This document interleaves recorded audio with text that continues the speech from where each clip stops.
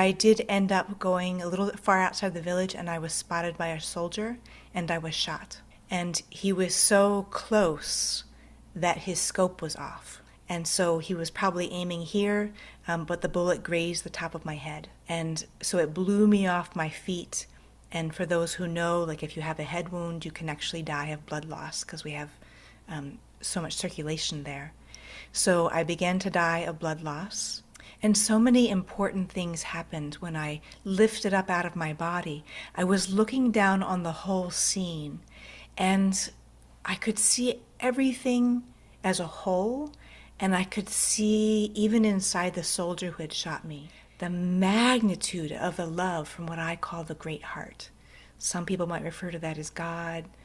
I call it the great heart. And so as I'm rising up and the veils are closing behind me, I hear my mama change her wailing to singing.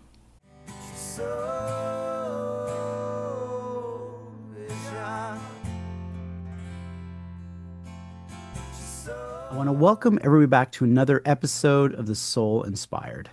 Today we have Robin Landsong with us. She is a near-death experiencer, so she's had an experience. She is also a medicine singer, amongst a lot of other things, so we're going to go over that. But thank you so much, Robin, for being on the show today. I really appreciate it. Yeah, thanks for having me here, Joe. I generally start most of the episodes the same way. I try to look at who you are as a person, and I look back now. You may have had multiple experiences. I think maybe you've said that. But I look at when there was a big shift in your life, and it might have been the near-death experience, and I go from that point back to your childhood. And I try to find out a little bit about who you were growing up. Like, because maybe sometimes people change over time, but I'm trying to get a little insight as to maybe your belief systems and the things that you were about as you were growing up. Yeah, so nature was my way of orienting in the world. And so I knew places by what trees were there and what landscape was there and what was the feel and the water and where were the rivers. So that was my big way to orient. And then also art. I did spirograph a lot as a kid. Do Okay. you know, you know spirograph? I'm not It's like a familiar. little, Is that, yeah, what is that? What is yeah, spiral? people in my generation always know what it is. So it's like a little art, it's like a set, and you can kind of basically make sacred geometry as a kid. And so that was Okay. art, and the woods behind my house were just how I knew what life was and how I knew, like the bees. I opened my book with a scene of just crawling into a bush so I can be with the bees. Wow. So you were in touch with nature and kind of looked at the world maybe a little bit different than the average kid. Yeah, because for those of us who grew up in really unsafe homes, we had to find some way to connect to life, some way to orient, our vitality to some other vitality. If we didn't have parents that were safe to bond with, then we would reach beyond and find something else to bond with. And so for me, that was nature and art. Wow. Amazing. Did you have any type of belief system that was going on, whether it's spiritual, religious? Did you have anything that you were in practice with? You know, some people go to Sunday church and things like that. And again, and it was very organic and just arose from my own experience. So at night, when I was going to sleep, if I was able to sleep, I would get images, colors, and so I knew that there was this great being who was showing me. It was like the aurora borealis in my own mind. Wow. And then as a kid, I would do watercolor and I would paint like what was shown to me by, I called it the great creator. And so I had watercolor and I would just paint on these easels and then I would dry them. I would like go around my basement. I had roller skates. And so I would go around my basement and dry my watercolor painting so I could get to another one because I'm Aquarian and very visionary. And again, a lot of people who aren't safe in their childhood kind of develop a stronger inner world because it's not so safe to connect to the outer world. So these visionary experiences I would receive at night, and it would just show me like color taffy moving all around. And so that was comforting to me and showed me that in among the ugliness that I was experiencing in my family, that there was beauty, and that this beauty could be shown to me, kind of almost nightly. And so, like I say, the art, and I sang by myself a lot. Like I would go on the swing set, and then I would just sing a little song to myself. And again, that was my own comforting, my own nervous system regulation Mm. to kind of connect into what was good in the collective. So what's amazing with this being obviously, I mean, the soul inspired community knows I'm a musician myself, and you said something very familiar to me. You'd say you would close your eyes at night and you would see colors and things. Mine was interestingly, I would close my eyes and see colors around people.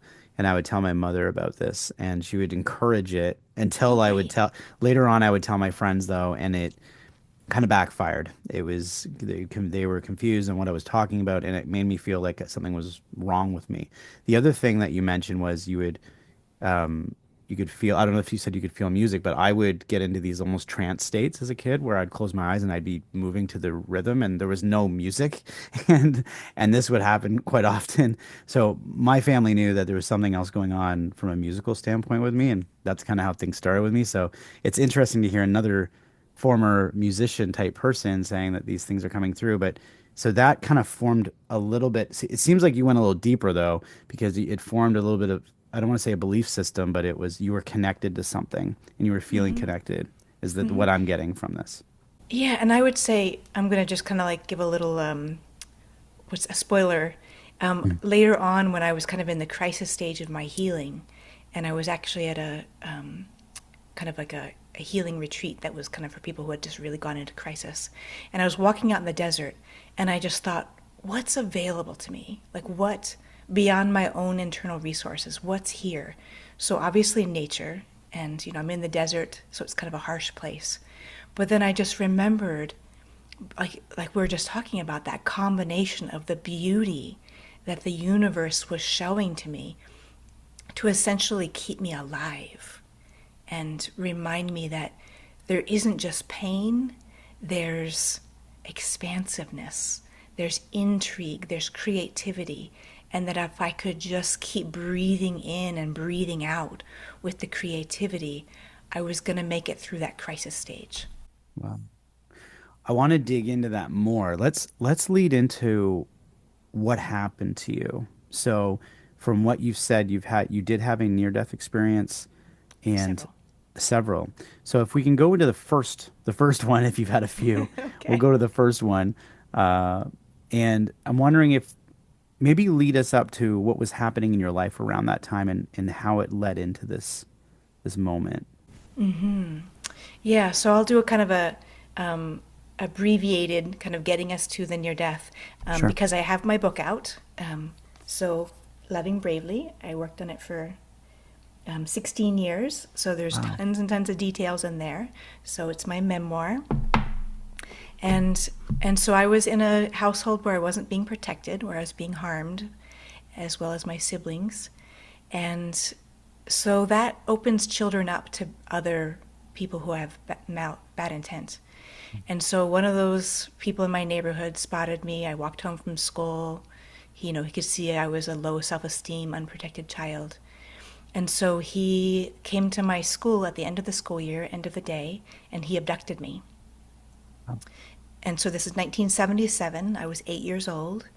And because I was already surviving violence, I really had the intuition to read people, adults, as quickly as I could to see, like, what kind of danger are they and what do I need to become to survive that danger.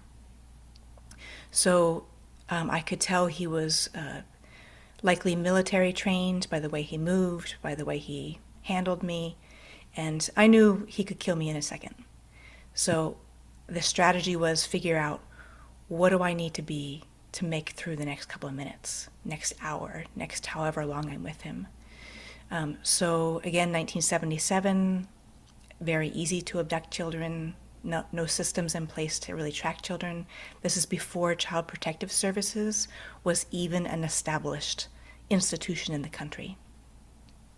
So he drugged me, got me on a plane, took me out of the country, and he was likely going to be a mercenary in the Rhodesian War, which in the 1977, that was the height of the Rhodesian War. So this is Africa, above South Africa. So when I became conscious again, when the drugs had worn off, didn't know where I was, and I knew that he was still there, so I still had to cope with that danger. And he kind of told me over and over again that I was his daughter, which, at first I didn't think was true, but when you're that under threat and you're told something over and over again by somebody who can kill you at any second, then there's what's called Stockholm Syndrome. And so I started to believe that. Wow. So he assaulted me, broke my ribs, and ended up giving me to another man. That man ended up losing me out in the bush, and I ended up being picked up. Again, height of the Rhodesian War, chances of a white child surviving by herself are next to nothing. So I ended up being picked up by some of the most dangerous soldiers. But here's the key, and here's a big part of why I wrote my book, is that one of those soldiers, who was kind of on the more extreme side, he chose to protect me from the other soldiers. So I like to say that I have the enemy to thank for my life, because he was open-hearted and he did the right thing. So, like I said, when one soldier wanted to shoot me on the spot, he stepped in and protected me. So I have many people to thank for why I am here. And that is why it's so easy for me to dedicate my life to being of service, because I wouldn't say I'm on borrowed time, but because these people took the risk of their life to save my life, then it just feels so natural and so innate that I want to be of service to others and help others lift up out of their trauma, just as I was helped. So, again, I'm going to give the abbreviated version. He ended up dropping me off into a village that he thought would be sympathetic to a white child. They took me in. And keep in mind, this is very rural, what was then Rhodesia, now Zimbabwe. And so these people hadn't really seen or talked to or touched a white child, because the separation between the races is so intense there. So when I first came into the village, the other children were completely intrigued to touch my hair, touch my white skin, and they welcomed me in. And one woman in particular welcomed me in with her song. And so my singing medicine is different than hers, but I want to just share with listeners a bit of that mothering, nurturing, loving that she bathed me in. Here I've arrived, my ribs are broken, my whole back is bruised, I'm terribly traumatized, I'm highly defended, and she sings to me.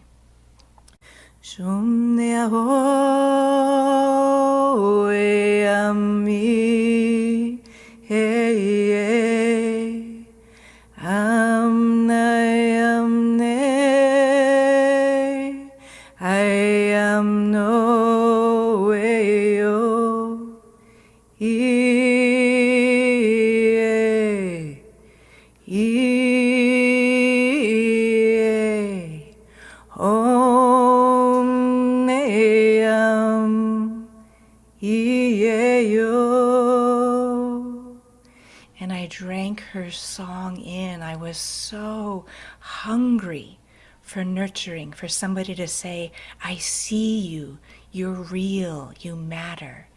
So what she opened up in me was doing that for others, because so many of us are longing, aching for more of that feminine nurturing. So that's one of the things that was given to me. And that culture of the people who are in alignment with kind of the African giving, it's when you're given a gift, you cultivate it so you can share it with others. When we're given a gift from divine source, the best way we can take care of that gift is not to diminish it or spend all our energy in self-beratement or wasting our time in self-criticism. The most aligned thing we can do with a gift given to us by divine source is step up, take care of ourselves, so that we can cultivate ourselves and our life to give that gift in the best way that we can. Wow. You got me a little emotional there. I was feeling and so you were put into this space, vulnerable. You were put in this space feeling almost absent of yourself at this point, I would think. You probably almost felt like a piece of luggage that had been thrown around, and this woman kind of took you in and sang and showed you this kind of music. Now, you said it was 1977 and you were 8 years old, right? Did you, how long were you in that care? Like how did this, I'm sitting here, like, to me, I'm thinking, how did you get out of this? You know, You're I'm jumping ahead a bit there. I guess I am, but this is how this is where it led into, right? So you are now gone. You've been abducted. You were somewhere completely different. Your parents obviously knew you weren't there anymore. And what happened next? That was beautiful. Like the singing was beautiful. I was like, oh my goodness, especially as a empath slash singer, I'm like feeling this. I'm like, oh my God, keep going. But so what happened next? So again, height of the war, I ended up, well, I'll just say they gave me a naming ceremony. They really welcomed me in because they assumed that my white parents had probably been killed in the war and that I just, had wandered into their space. And but I did end up going a little far outside the village and I was spotted by a soldier and I was shot. And he was so close that his scope was off. And so he was probably aiming here, but the bullet grazed the top of my head. And so it blew me off my feet. And for those who know, like if you have a head wound, you can actually die of blood loss because we have so much circulation there. So I began to die of blood loss. And so many important things happened when I lifted up out of my body. I was looking down on the whole scene, and I could see everything as a whole, and I could see even inside the soldier who had shot me. And there was this moment of understanding the level of distortion and oppression, generational anger that made it so he saw a white child and just pulled the trigger. And so as I rose up, I was reuniting with my all these familiar beings. And one in particular, I stood before him, and he was the presence of peace. And in a way, I was still struggling to get back because I had finally found loving family. I'd finally found something that matched for me, where people were caring and sang to each other, and that music was life force that could be felt. So I was still wanting to get back. And I was shown a premonition, a very painful premonition, that everyone I loved in that village was lying down on the ground, not able to get up and not able to call back to me. And so I went searching for somebody to help. And I met this being, and he had a long, narrow face, a beard, he had a sheep herder's staff, and he had a felted robe, clothing, and I kind of ran up to him like, help me get back to my family. And in his presence, I felt no disturbance. In his presence, I felt everything is going to be okay. And that there was no ability in me anymore to become disturbed, to grasp or to cling to. And that I suddenly understood that if I lost this family because I was crossing over, that I would be rejoining with this whole new universe family, and that I would become instantly belong, be part of. And his face was changing. At first it was this man with a beard, and then it began to change. And I thought of some of the men in the village, and his face changed to that. And then I thought, oh, I want to show this to other people, and it would change. and it changed to a lion. And I instantly felt comfortable with that lion. And I'm going to show you some of my art. This is my art behind me, and so Mm. this is Africa and a turtle. And so one of the things given to me from my near death is they told me we're going to give you image after image to remind people of their belonging to divine source. So let's see how this goes. Oh, wow. That's beautiful.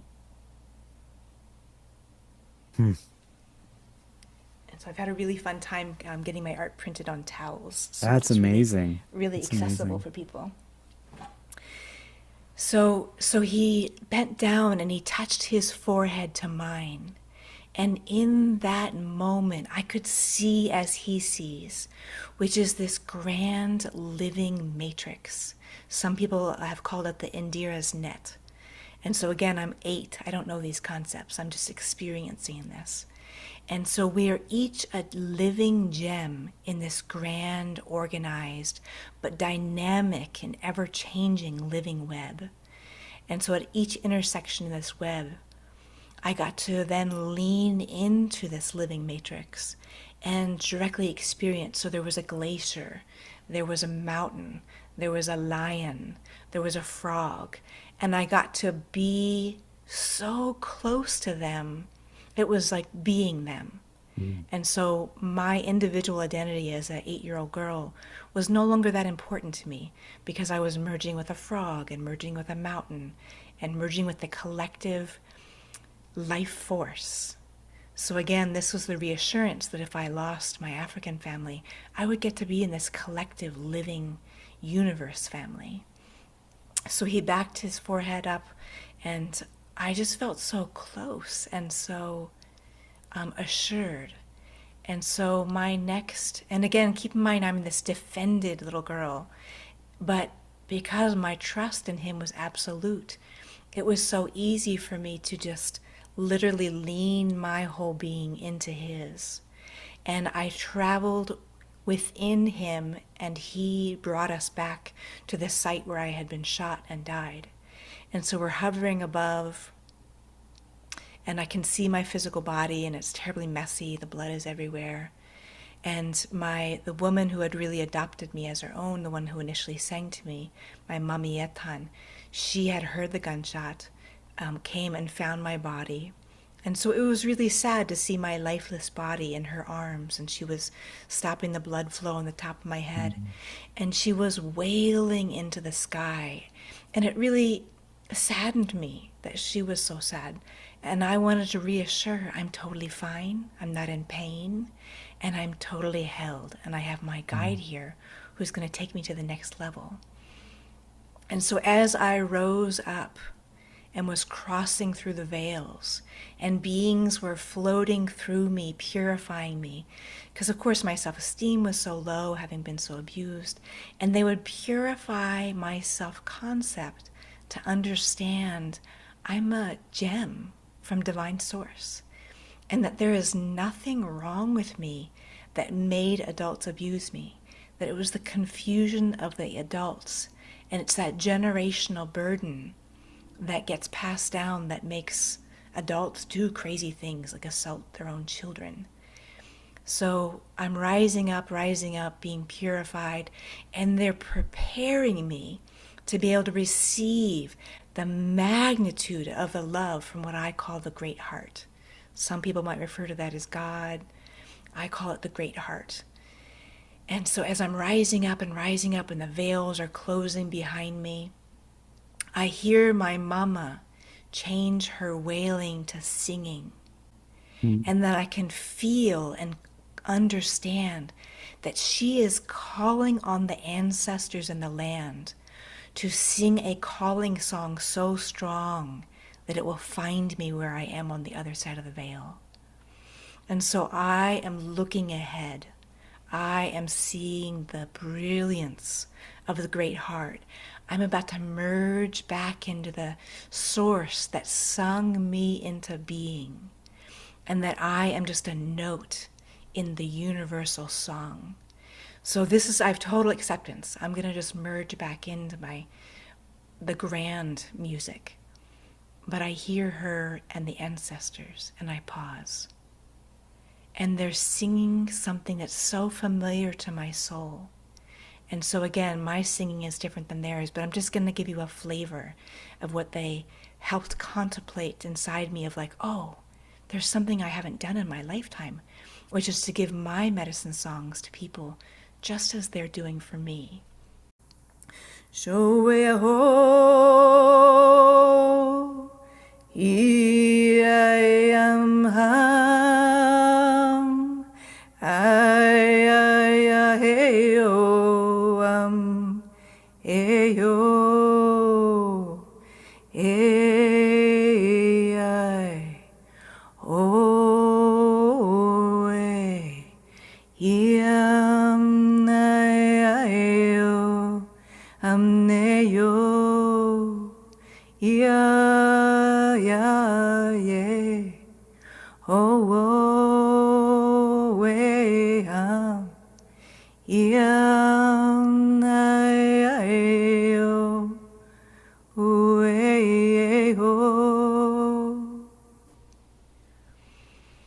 And this song, I pause and I remember, I know these songs. I'm part of the choir of medicine singers who's there to sing at death, there to sing at birth, there to help people remember their goodness, remember their being is already innately beautiful. And again, that self-compassion is a stronger way to sing to ourselves than self-beratement. So I turn around in the tunnel and I come back to live this purpose. And I meet two more beings as I'm returning back. And one of them shows me again that she's the one that told me, you're going to be an artist. And we're going to give you image after image. We have a whole queue for you of images to help people remember they are created from the great heart. And so when people see these images, and of course, they help me remember, and that I am here to serve, helping people remember their spark, their divine light, their great heart lives inside their heart. So when I moved on from her, I met one more woman at the border between the living and the dead. And her skin was black, and it felt to me like she was the first mother, that she's like our great, great, great, great grandmother to all of us. And she held me close to her. And she said, child, when you go back, it's going to be very difficult. But I'm going to sing inside you so you remember not to get off track. There's going to be so much hatred thrown at you. But this singing is going to keep the love alive in your heart so you don't grow up bitter, confused, revengeful. And so again, she sang to me like I was a cathedral, and she was singing, the best Sunday song. Shoe ho, ha, I o e o wo,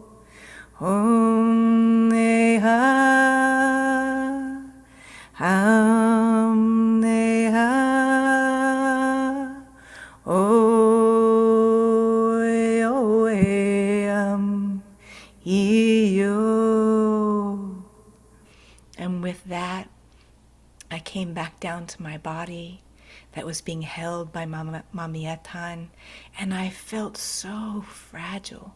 I felt in pain, but with her holding me, and she was so rooted and grounded that I knew I was going to make it. And others arrived from the village, and they took me back to the huts, and they sang to get the hatred that came with the bullet off my head. And they put plants on me, and I knew I was going to be okay because I was in their loving care. And one of the phrases in many cultures in throughout Africa. The word is Ubuntu. It looks like Ubuntu, but it's Ubuntu, and it means I am because we are. And so that energy let me know that I was going to live, because they say, how are we, not how am I? So that collective loving energy got me through. And so the tragedy continued, that the soldiers came back. And if people weren't in agreement with the most extreme soldiers, then, like in a lot of wars, those who were, even civilians who were neutral, that they were wiped out. And so one other woman and I were running. She had me on her hip, and she was shot from behind. And I went down to the ground, and that started the bleeding on my head again, because it was about just 2 days after I'd been shot.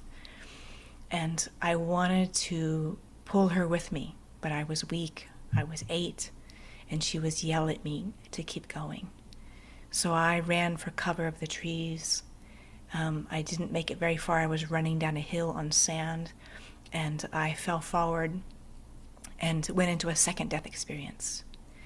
And there I met a being who was incredibly powerful. And he was showing me and teaching me that out of destruction comes new creation. And I was shown kind of a symbol of a very scratched record. And I said, oh, this record should just be thrown away. And he, in this huge booming voice, said inside me, the scratches, the damage, the woundedness are the places where you are broken open, so I can find you and love you there. Mm. And so I, in kind of my research as an adult, kind of putting my story together, I believe this being was Shiva. And so with the one hand he could destroy, and with the other he can create. And so he told me in, a very direct message inside me, you are part of a new story of creation. So you are going to live. I'm going to send you back to this life. And you can't see it now because you're a human, and all you know is that everything you just loved was destroyed. But I'm going to put strength inside you so that you can grow up. It's so emotional for me. So you can grow up and be the storyteller. Because everybody else died. And so this is why I worked on this book for 16 years. Wow. Devoted, my every evening and weekend and vacation. Because I'm not just writing my story. I did my best to share their love. And so I took my time to transmute the magnitude of the trauma to healing, to making meaning. And now when I do group meditations, because I'm also a craniosacral therapist, and so I do a heart meditation for groups. And what's happening, especially now that I'm done writing my book, is that I drop into my death experience and I ask all the beings that helped me, and my Mami Yatan and Ato and the people who saved my life. I ask them, please help the people who are present, bring the healing that they need. And what's so humbling for me is that then when we talk about what happened for people, the visions, the sensations, is that my Mamiatan and Ato are going and healing people, literally kind of like reaching their hands into their organs and healing them, or showing them their worth or their own value where they've gotten confused. So it's incredibly humbling for me to be this role, and that my years, decades of trauma resolution is so that I can be the hollow bone. So the beings from the other side, the beings who are crossed over from my African family, that they can work through me to heal hundreds, thousands of people. And I get to be the conduit to that. Thank you. First of all, thank you for sharing those two moments. I'm sure you've had other moments in your life. You've clearly, at a young age, you were I want to use the word exposed, but I guess it is exposed to a bigger piece of who we are. You know, not everybody gets that opportunity or has that opportunity. I say it like an opportunity. I know it's horrific what you went through, Mm. but I mean that in a different sense. You know, I mean it in a way that because there can be a benefit to that in that you see life different than the average person at such a young age. It changes things. I do know also by speaking with so many people who've had NDEs that it can also be hard to come back after having Yeah. that. Did you experience that at all when you came back? Was it difficult to transition back in after you've seen all of that? I think since my circumstances were so intense of coming back to more war and then being given to the nearest, and then I was found and taken in and saved by another woman, and her name is Mia Lucy. And so she washed the blood off me, she took care of me, she fed me. And, I had a brain injury, I was blind in one eye, I was incredibly injured, and they brought the medicine singers to help me. And so eventually they kind of went to the nearest white farming family and said, "We found this white girl. We don't know who her family is." And they said, "We'll take her and we'll figure out, who her white family is." They had no idea that I was an American that had been abducted and abandoned. And so they figured it out because I couldn't understand Afrikaans, which is the white language in Africa, Mm. derivative of Dutch.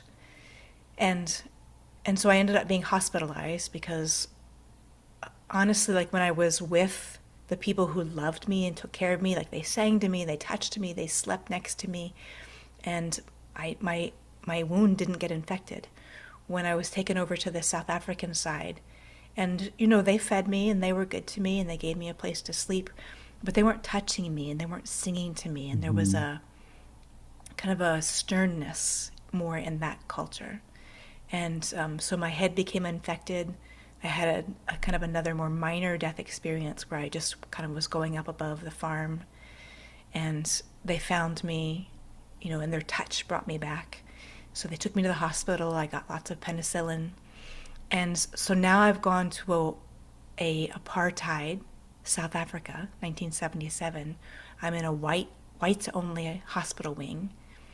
And what I want to say is that oppression at that level harms everyone. And so the nurses, they had no love in their hands. That they're living this lie. They're telling me, "Oh, it was so terrible when you were with the black people." And I'm trying to tell them in my American English, like, "No, no, it was better. I was being loved. Right, I was being right. sung to. Like, yeah, we barely had food, but I was being loved." And and they took away my dress. I had a dress that one of the girls had given me because they couldn't tolerate seeing a white girl dressed in traditional African clothes. So I would say that was the most I ever wanted to die, was when I Mm. was in that apartheid hospital. Right, and that's because you felt so disconnected at that point, even though you had been stripped from your regular life and gone through this traumatic experience. You had people that you could feel cared for you, regardless of the circumstances that were going on. Mm-hmm. And you were put, yes, you were put in this absolute culture shock of wave of events you didn't really know. But at the same time, the trauma that you were going through the abduction would have already had you almost. I'm wondering if at times you even felt safer uh, with those with the people in the tribe or the village as Mm-hmm. opposed to the man who abducted you. I'm Oh assuming God, you yes. felt Yeah. much safer there. Yet at the same time, there was obviously violence and things that happened that led to your near death experiences.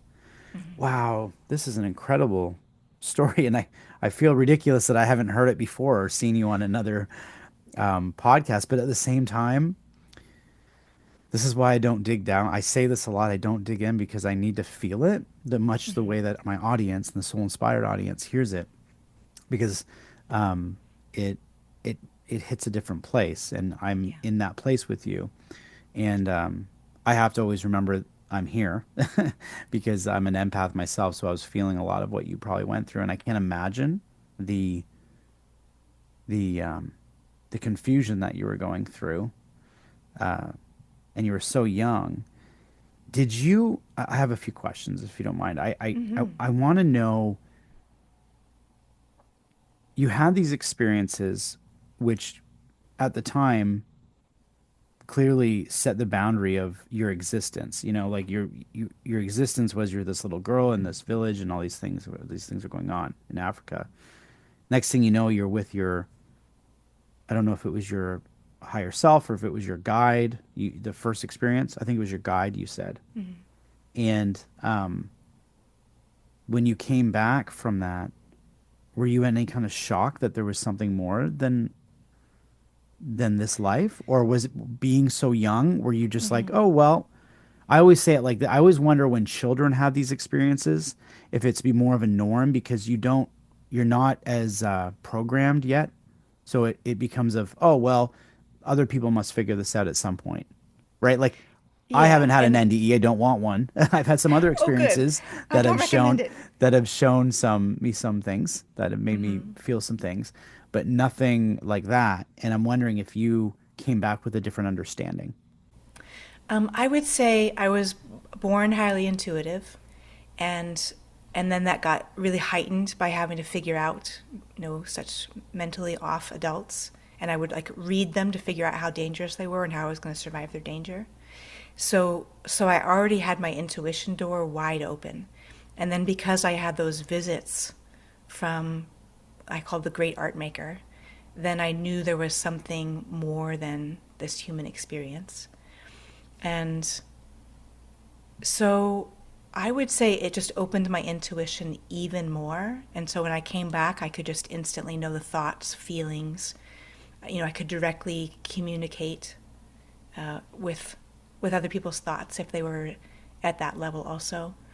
Mm. So that's the real foundation of my work. So I'm a health intuitive. I'm not crazy about the word medical intuitive because I'm not part of the medical system. I'm a Right. health intuitive, so I read people's distress and health. And I'm also a craniosacral so I'm trained that we look for the health as well as the lower functioning or distress areas, and that we make the health bigger so we can help those areas of low functioning. So that's why I'm not crazy about the term medical intuitive. So I was already an open heart, open intuition kid. So it just made it all even stronger.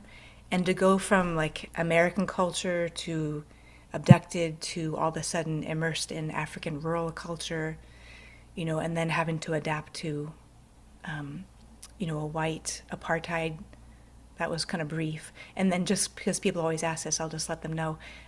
They basically kind of interrogated me to find out who my parents were. I finally told them. And so they arranged for somebody to transport me back from South Africa back to America.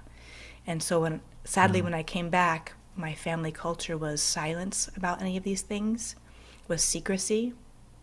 Like I didn't find out like a suicide in my family until I was an adult.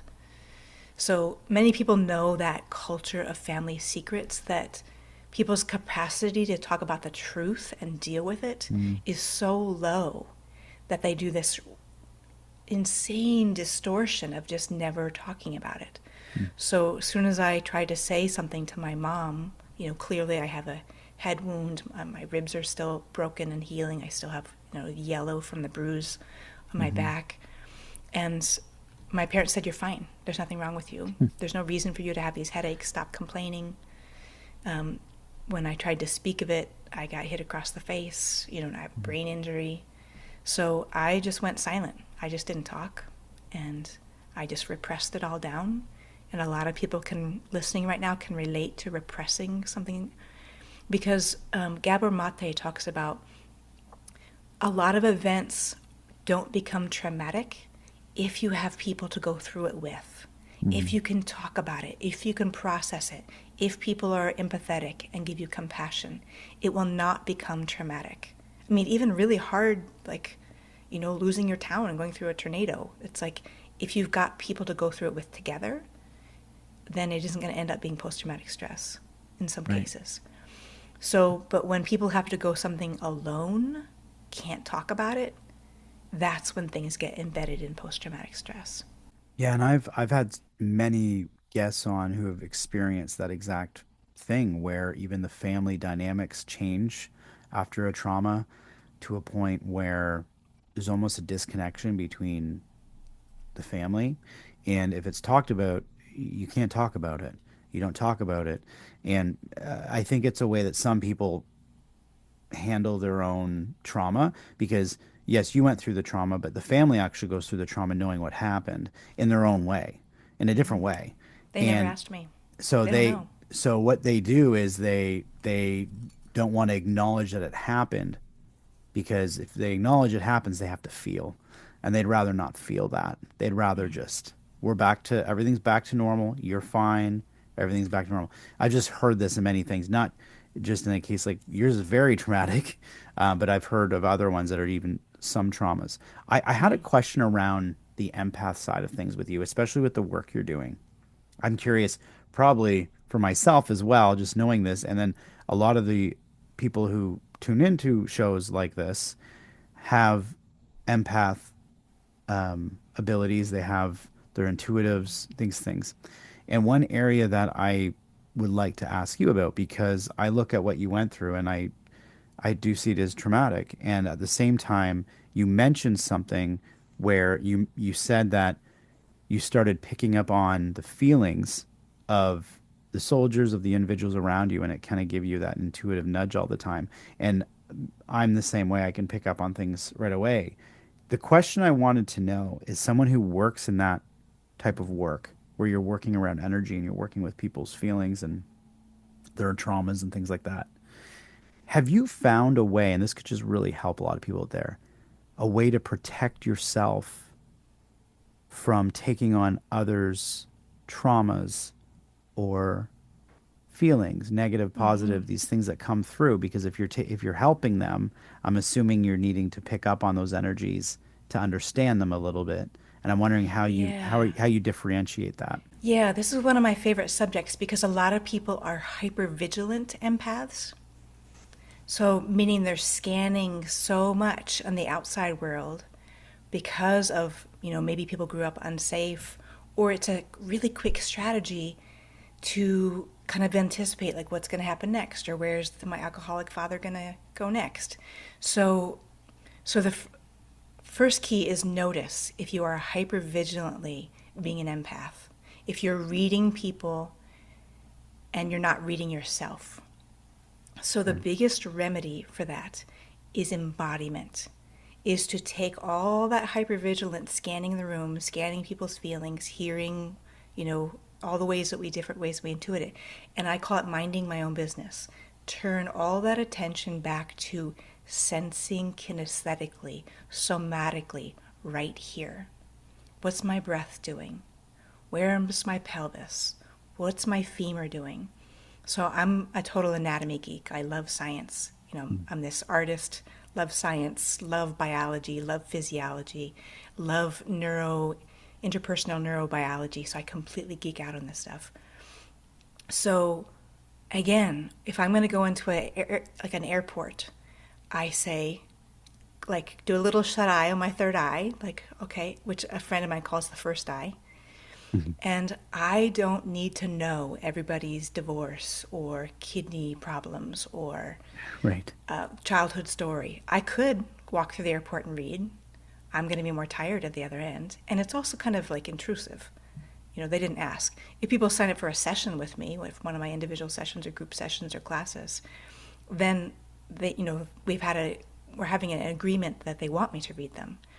So, but even when I'm working with somebody in a craniosacral session, I'm listening to my heartbeat. I'm listening to my breath rhythm.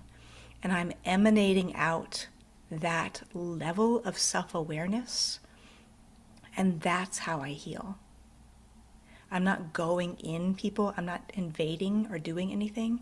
I'm listening to what their biology, what their being wants to get across to my intuition, wants to get across to my human empathic ability to hear.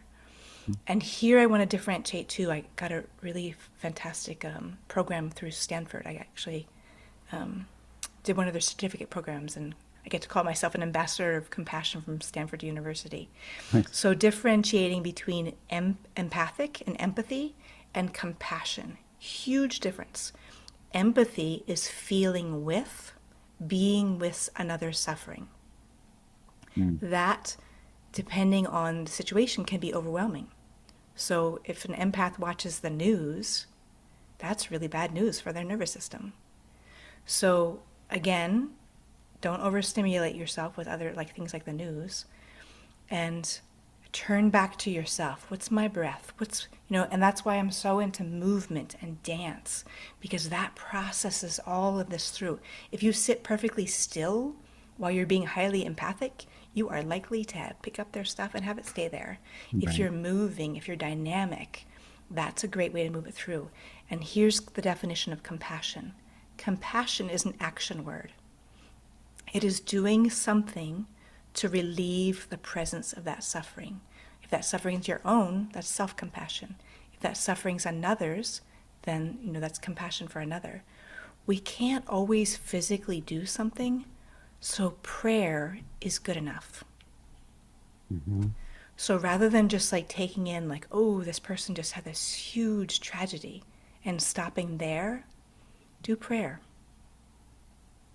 Okay. Move your own body, breathe, do your breath practices, physical exercise, and do prayer. Like if you can't, make them dinner or bring over a gift or babysit their kids or do some action like that, then prayer is good enough.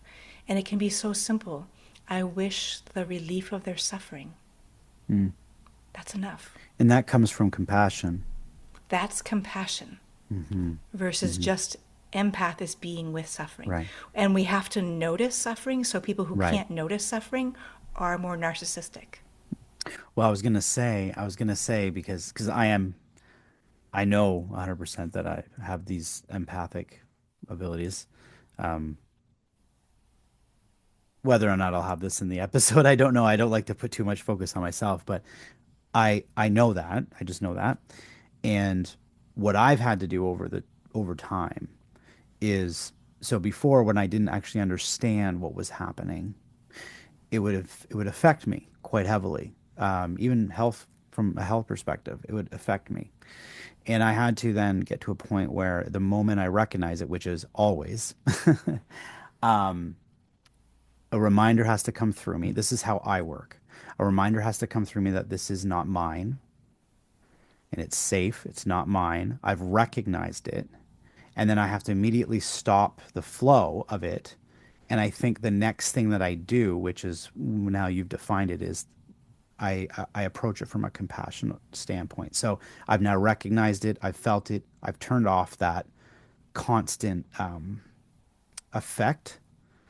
And then I noticed when I started doing this, I stopped getting as emotionally, I stopped having an emotional reaction as much as I used to. So I wouldn't get as teared, and it's not that I don't hold that space and I don't feel sad or any of these things. I just noticed, wow, this person's telling me this extremely traumatic experience and I'm having no reaction, but I am. I'm feeling it, but I think I've done it so much that I'm like, okay, I understand it. Okay. And I don't think there's anything wrong with that because I'm not turning it off. I'm not turning off my Right. feelings. I'm recognizing it, but I'm not taking it on for myself. And because that becomes overwhelming for people who are empathic, right? Right. And here's the key, it's hardest with other people who are projecting and not feeling their own feelings. Mm, And so, what I always say to myself is, I'm not healing anyone, I'm not saving anyone. I'm being presence, I'm being medicine presence. Some people want that, some people don't. right. So, of course, the hardest situations to watch are when people are creating their own demise with like food or Mm, smoking or alcohol. Like that's painful to watch. So each person gets to decide how close or far they want to be to somebody else's choices and behavior. So even when I'm working with somebody, I'm I might let it just run right through me, right at my feet, and And then just, that moment of empathic knowing is like, oh, okay, great. So it's your liver we're working on. Got it. And so my intuition works that I see organs, I see nervous system, I see brain, I see internal anatomy, and I can match that up with people's emotional story and see, is there something unresolved generationally in their lifetime that's dampening down their kidney function? Mm. And and so I might let it run through me and then right out the other side just to get that empathic moment. I And see. then and then I'm done. So I found it exhausting to try and block. Okay. This is exactly what I was trying to see. You Right. just yeah, there must be a transmission going on here because that's what I was trying to get at was is it easier just to let it flow through you? And there might be some people listening to this or watching this right now. I mean, what are they talking about? But for people that Oh, understand I work with taking in thousands of energy, yeah. it is exhausting to always continue to have to. I used to have this mirror effect I would do, and I don't think I ever heard this before. I just did it. People would be going and going, and I'd imagine this mirror, and I wouldn't take on anything. But then the problem with that was they would almost seem to be getting irritated with themselves, and I would feel bad about that. So I'm like, hey, I'm almost maybe coming across now as not caring at all. So I don't want to do that.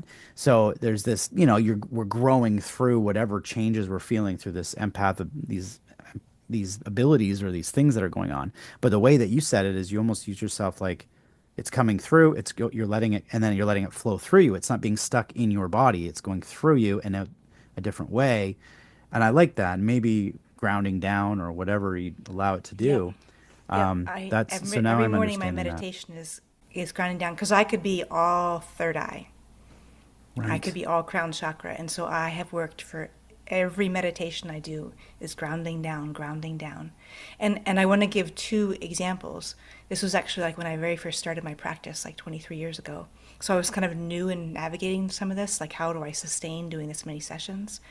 And so I worked with this man, and I had my hands on his ankles, and all of a sudden the cold chill of death went through my hands, through my arms, down my body, and out through my feet. And I was like, that was the cold chill of death. And I just said, did you almost die last night? And he said, and he had already been to the emergency room and they told him to go back home because I couldn't find anything. And he said, yes, I almost died last night. And I was like, okay, this session is done and you're going back to the emergency room right now because you have brain inflammation. Wow. And so, but even though I was so newbie, so beginner, it went right out through my feet. Wow. And so it didn't stick with me at Hmm. all. But You it just gave allow me, that. Do yeah, you I mean, vi I welled up in tears because I was like, oh, sweetheart, you were alone and you almost died. And, and at the same time, I want to say with people who aren't safe, people who are projecting, narcissists, people who don't like they don't want to feel their own feelings and they're like, hey, empath, will you feel hmm my feelings for me? Yeah. And it's like super creepy and out of balance. Right. So with that, I do something they probably think I'm just the coldest person on the planet. I just become like a polar bear. And I'm like, I'm not here for you to process your feelings through me. I'm not. Right. Right. It's like I I did think that in my 20s, but not I'm 55, I know better. right, right. Well, you look great for 55, by the way. I think you mentioned that before that, our ages, I don't know. I can't tell ages anymore, but I was gonna say the I think that's what I did with the mirror. I think that's what I was doing because I was kind of tired in my early 20s, late 20s to taking on attackers, taking on projectors. So I started doing this in my head. I thought I can't keep doing this. My health, my life depends on it.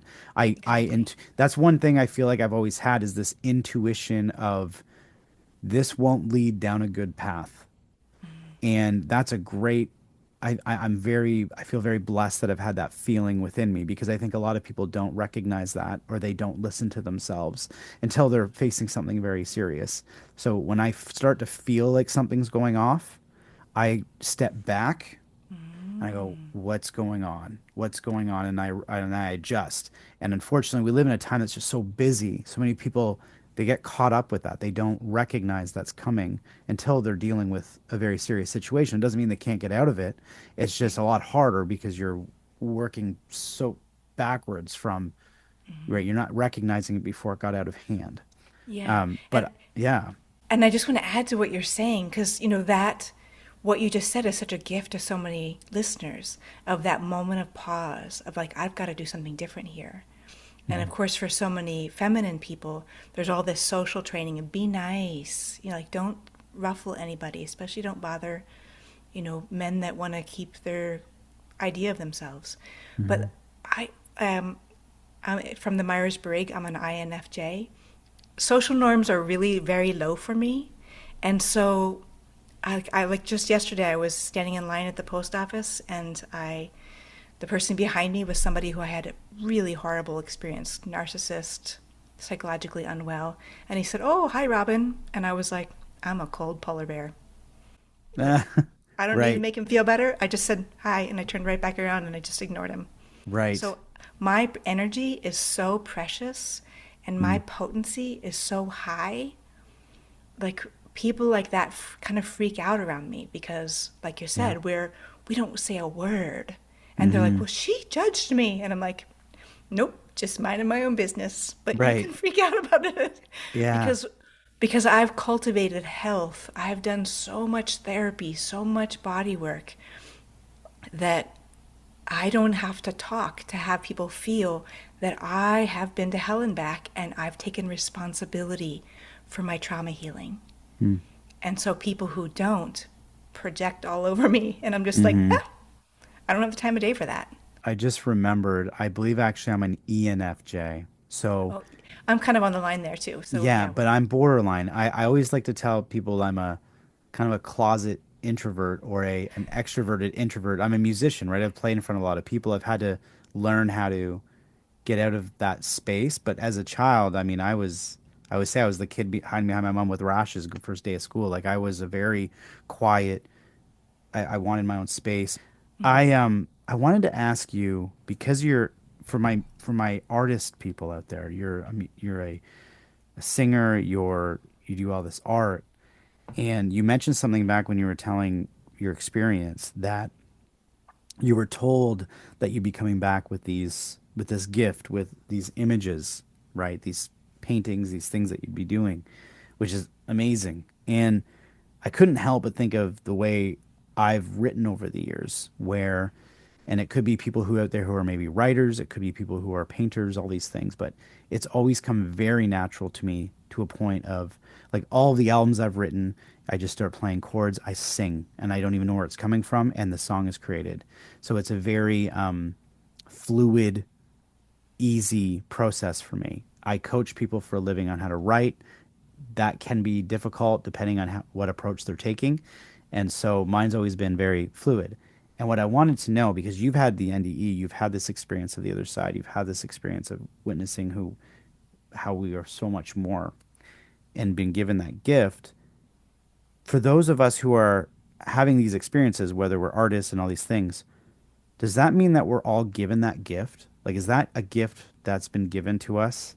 Because see, I haven't communicated that. I haven't been told that, yes, that is a gift. I think I intuitively know it is, but would you say, just based on your experience, that it's likely that many of us are given those gifts from birth to use throughout our life? Again, I'm going to use a word that's not always popular, but taking responsibility for our gift, like you have, and that you can feel the difference between. I'm just going to use my language, and you can say whether it feels true. You can feel the difference between when it's coming from divine source and when it's coming from your own will, Mm-hmm. and it gets kind of crunchy or tight, or like when I'm really tired, and this like towards like the end of the book I was just super tired, and I start getting egoic, and I think about like, oh, all the praise I'm going to get, and then I'm like, I am not in divine alignment. I am Mm. an ego will, which I'm a manifester from the human design, so that kind of goes with how I make a bajillion things happen.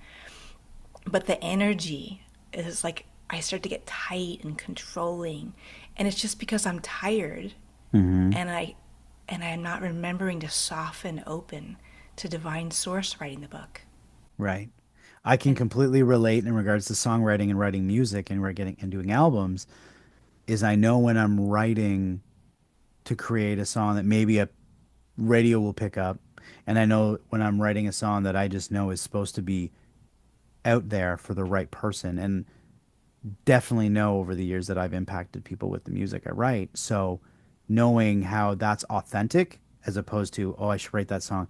And usually, see, the only difference with me is I would say if I get really tired, I can actually almost go into a meditative state and write.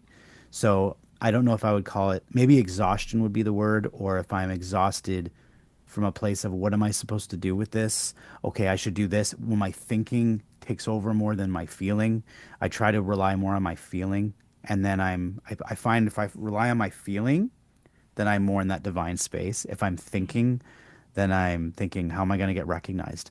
Okay, right, how do I right. feel about that? And so and then I get mad at myself.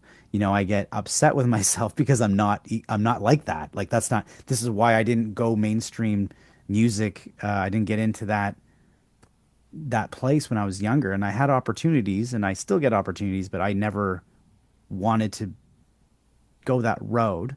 I think now we're getting into a space. I think we're in a beautiful space right now. I think we got a lot of changes coming. I've said this on previous and recent episodes. In 2025, here we are, and I think that there's many changes on the earth going on. I think there's a lot of things happening, and there's some hard things going on too. But you talked about it. The cracks, it's like seeing darkness to be able to see the light, or sometimes we have to be in these spaces in order to kind of grow from them. And I think that we're all going to be growing. I'm a optimist. I just Mm-hmm. truly am 100%. And so I don't know if you see that or if you feel that, but did you get that? Did you get that feeling when you were on the other side that we go through these things in order to grow? I would say it took so many years of my trauma resolution before I could feel that hopeful. And I like to say that too because like if people are really early in their trauma recovery, you know, it's kind of too early to make spiritual sense of things. Like they have to kind of go through more the nitty gritty and eventually arrive into the more spiritual. Because if people are trying to get okay with their abuse history too quickly, that's when you get a spiritual bypass of Mm, like, feel the grief, feel the anger, feel the disgust, feel the betrayal. So eventually you can make meaning of that and eventually get to the bigger spiritual picture. mm. And you said so many important things of I was kind of looking at like the ratings on the podcasts that are like I predict the future, and it's like, oh, I'm an Aquarian, I don't even predict what I'm going to have for dinner. So Right, I'm right. like, I don't know what's going to, but I know for myself, I'll just say I'm deeply tired from writing the book and getting it published Mm, because it was. Oh, that's what I was going to say, is that like while we do these visionary things and while we do these things from emotion, to actually make them manifest in the world, it takes a ton of logic and reasoning. And that's the beauty of being an INFJ is, you know, it's like I picked the font. I, hmm. you know, I worked with the publisher on making this book cover. It's And it's like, beautiful. Yeah. that's hours and hours of work. It's And like, it's so fascinating hearing your story or what happened to you. Your story. I don't like to use the word story. Sometimes I feel like story sounds like you're making something up, but this is your like actual experience. Hearing your experience, and then I see the book cover, and now it actually go look. I seen it earlier on, and now I see it, and I go, oh gosh, it all makes sense. Like you really did a good job of putting that together. You just finished it.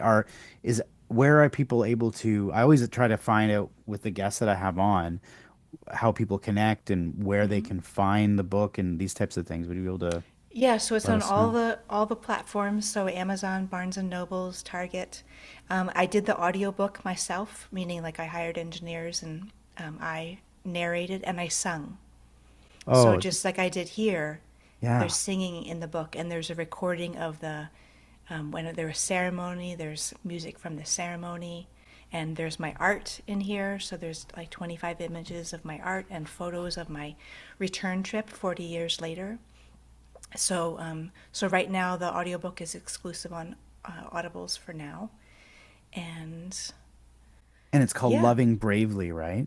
yep, See, and you, I was listening to it and I was thinking, my goodness, this could be a movie. This could be a playwright. This could be a TED Talk. This could be, I'm just letting you know from my own intuitive gut feeling. Like I was like, wow, this is incredible. So I'm really blessed to have had you on today and for you to tell it the way you have. And again, mm-hmm, I don't know, I hadn't listened to anything of who you spoke with before, but um, we're all connecting soul to soul. So each experience is probably a little bit different when you talk to mm-hmm, different people about your yeah, experience. But yeah, I'm sure the light of it comes out in it, and I know what it takes to even do albums, and that's a good sized book. So I'm assuming you put a lot of yeah, work into that. So yeah. And the it's other reason I'm tired amazing. is I put out my first album last spring, and then the book came Wow. out just this last fall. So so I'm taking a break, and I'm gonna go to Yeah. Costa Rica. Oh, nice. You deserve it. You Yep, absolutely deserve it. yep. So my next, I have a couple more podcast interviews, and then the next ones will be from Costa Rica, Oh, that's nice. and then a lovely couple invited me to go to Ireland. So I'll go and do give a retreat in Ireland too, which is my heritage. So Wow. that will be really great. And then yeah. So my album is Roots Drinking Rain. So I went into a studio, I did the singing medicine, and then this other producer musician, he put accompaniment with my singing medicine. Wow. Do you Some got people say they like the acapella better, which that will come next. I have like about 70 tracks Mhm. that I'm picking the best of. And so my audiobook engineer and he and I are going to make another album that will be more acapella. That's beautiful. So you have the album Roots Drinking Rain, you have the book um, Loving Bravely. You said it's available on Amazon and Barnes and Noble and those types of places. Is there a website or anything for you, or do you have anything like that? Yes. What is your Yes. website? It's my name, robinlandsong.com. Okay. But again, just honestly, from my own heart, hearing your story it's incredible, it's funny when you started singing. I come from a different background in my music, but my music is soulful. It doesn't really hit mainstream. There are some songs that I did a little more mainstreamy. Like when I use the word mainstream, I mean typical. You know what you'd hear on the Mm-hmm. radio or Right. something. But it's generally soulful. Even in fact, my online stage name at one point was Soul Vision, which is one of the names of my album or one of the album names and song names. So I think we relate in different ways. But your music has a very like that your singing has a very the word I would come to me is tribal feel. It's got a very Mm-hmm. naturistic feel to it. I don't have that. Mine's from almost like a deep, sorrowy, soulful place. Mm-hmm. It's just coming from a different place, but it is all coming from the same place, if you know what I mean. Mm-hmm. So, this has been amazing. One of the last questions I ask everybody this, and I would love to hear your insight on it with the experiences that you've had.